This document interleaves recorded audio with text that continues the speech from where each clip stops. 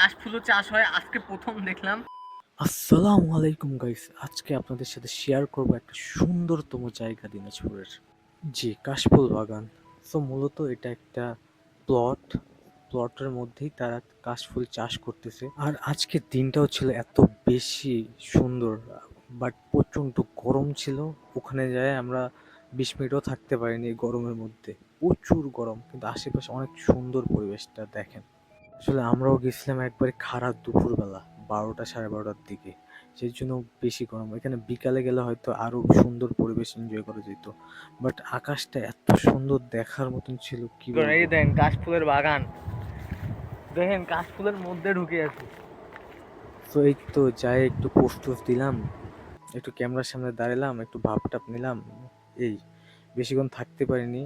প্রচন্ড গরম ভাই, প্রচন্ড গরম। যারা কাশফুল পছন্দ করেন তারা অবশ্যই আসতে পারেন এখানে, আপনাদের জন্য কাশফুল দিয়ে একটা বেস্ট ভরা জায়গা। জায়গাগুলা, তো আপনারা আসতে পারেন, ছবি তুলতে পারেন, কিন্তু এখানে আসলে আবার কাশফুল ছিঁড়া যাবে না। সেজন্য এটা মানুষ চাষ করছে কাশফুল। আমি জানি না কাশফুলও চাষ হয় আজকে প্রথম দেখলাম। তো আপনারা আসতে পারেন, আসে ঘুরতে পারেন। অনেক সুন্দর একটা জায়গা, ছবি তোলার জন্য তো বেস্ট একটা জায়গা। থ্যাংক ইউ, চলে আসেন নয়নপুর রাজবাড়ি রোডে, তাহলে পাই তো যাবেন। থ্যাংক ইউ, এই ছিল আজকের ব্লগে। পাশে থাকবেন ফলো দিয়ে। ধন্যবাদ।